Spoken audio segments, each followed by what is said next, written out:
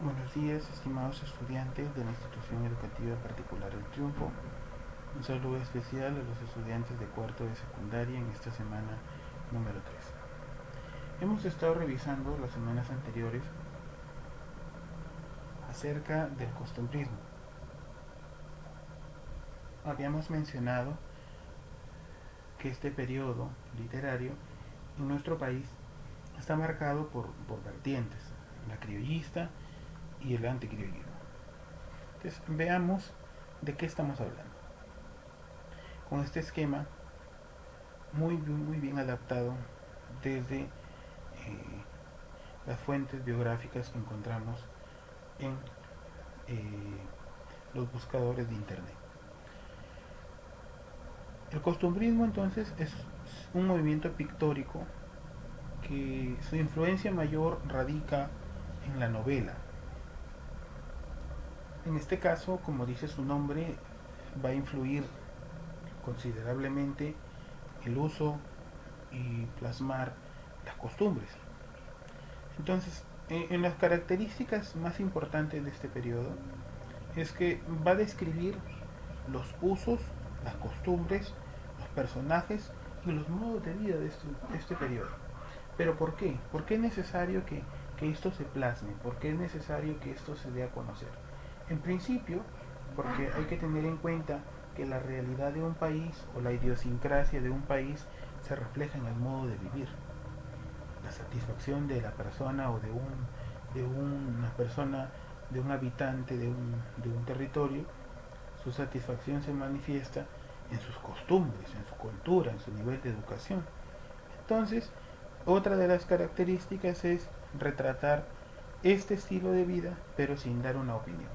Lo vamos a ver reflejado en Felipe Pardo de Aliaga, en Manuel Asensio Segura, y este esquema también incorpora a Ricardo Palma, quizás no en el tiempo, pero sí por su producción literaria, que en este caso es la obra Tradiciones Peruanas.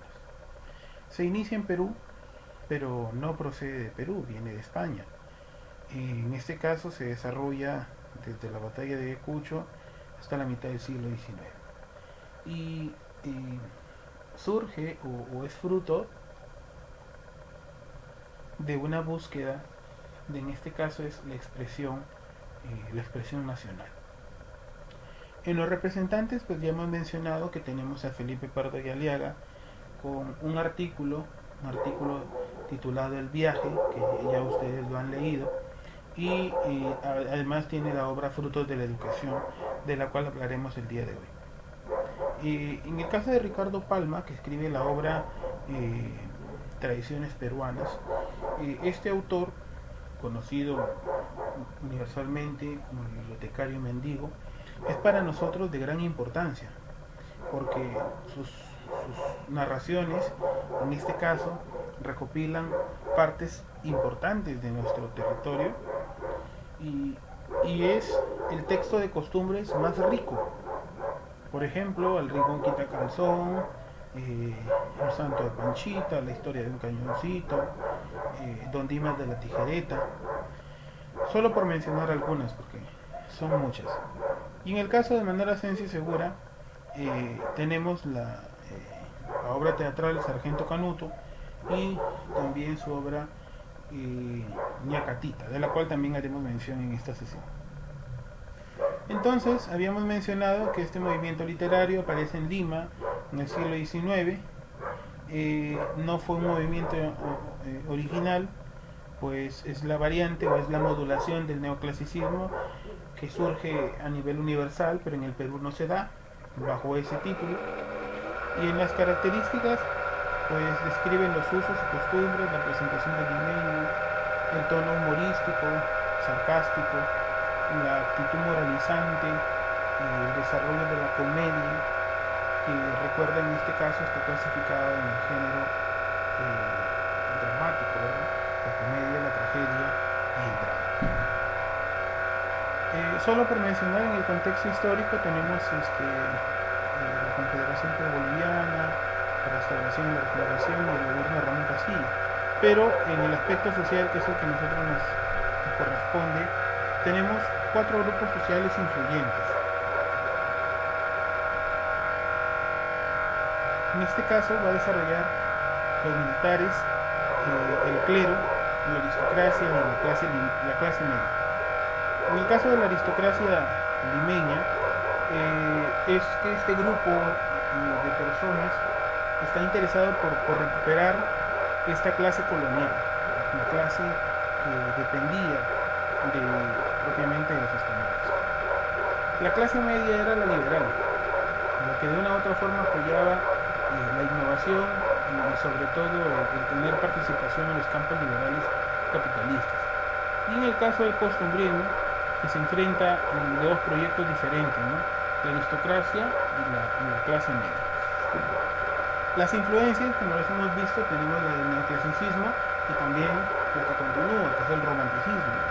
En el caso del neoclasicismo, la intención es didáctica o moralizadora. En el caso del romanticismo, el gusto por lo pintoresco, el contraste por la naturaleza, por la atmósfera, por la nación, por la patria. En el espacio temporal tenemos, bueno, prioritariamente tenemos en 1829 se estrena la obra Frutos de la Educación de Felipe Pardo de Aliaga. A su vez, la máxima producción era El espejo de mi tierra, también de Felipe Pardo de Aliaga, y culmina con la obra teatral cómica Las tres viudas de Manuel Asensio Segura.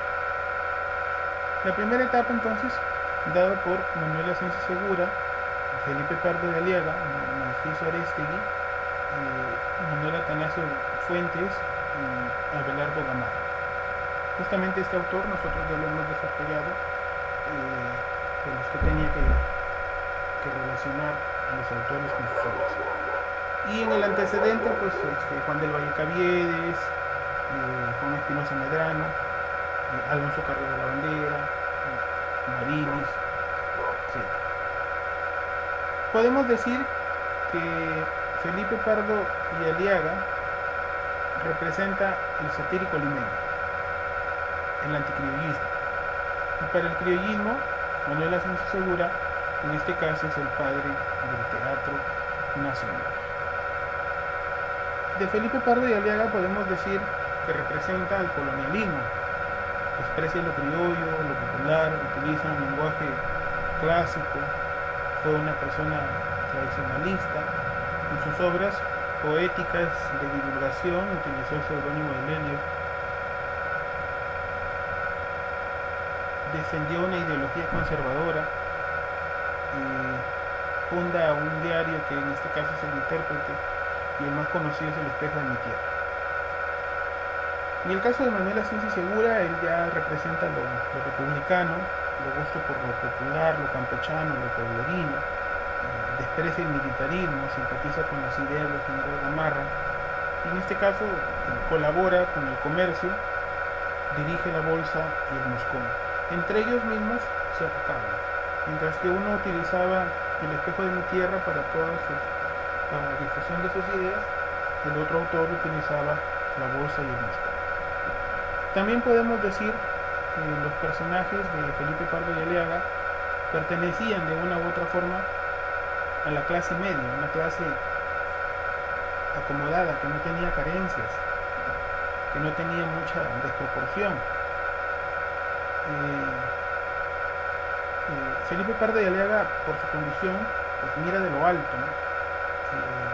Practica la política, busca a los extranjeros. A diferencia de Manuel Asensio Segura, que es el padre del teatro regional, lo sabroso, el personaje oriundo de su tierra, se satura por los propios y por representar lo autóctono. Aquello de que justamente en la emancipación se mencionaba la patria, la libertad, el sentimiento indígena, ¿verdad? En la producción literaria, como podrán darse cuenta, los dos son vastos, tienen mucha producción literaria. Y podemos decir, por reducir, que en el caso de Felipe Pardo y Aliaga, Frutos de la Educación y Una huérfana de Chorrillos son lo más importante. En poesía, el poema Que guapo chico, y en artículos de costumbres, Un viaje. En el caso de Manuel Asensio Segura, sus comedias es Ñacatita, Sargento Canuto, en poesía La Pelimercada y en artículos de costumbres Las calles de Lima. Veamos ahora un poco eh,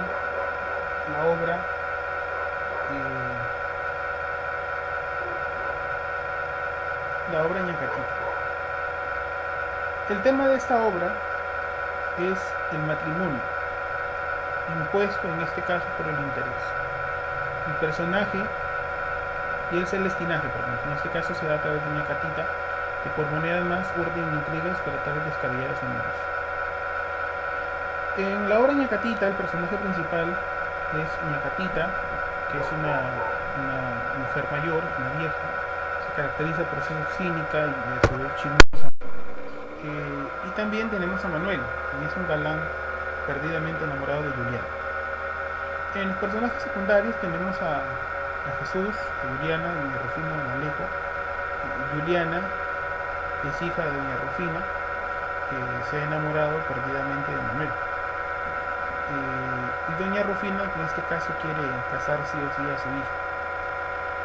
También tenemos a don Alejo, es un farsante, tiene dinero pero pretende a Juliana. Y en el caso de Jesús, descubre el engaño de don Alejo y Ñacatita, ya que es el amigo de la familia. Entonces esta obra va a desarrollar el ardid, la artimaña, el engaño, el embuste, no solamente por vivir una vida cómoda. Quizás usted dirá, profesor, pues está retratando el chisme y todo lo demás. No, hay cosas mayores. Por ejemplo, el pactar matrimonios, el tener vidas acomodadas por un estrato social, por un estrato económico, se ve desde esta obra. Y también en la obra Los frutos de la educación, ¿no? Los frutos de la educación es una comedia del escritor peruano Felipe Pardo y Aliaga, en tres actos y en verso. Esta obra marcó el inicio del Teatro Nacional Peruano. En esta obra el autor satiriza con mucha hermosura la deficiente formación tanto moral como cultural de los criollos peruanos. El tema especialmente sensible entonces cuando hace poco el Perú se había independizado de España.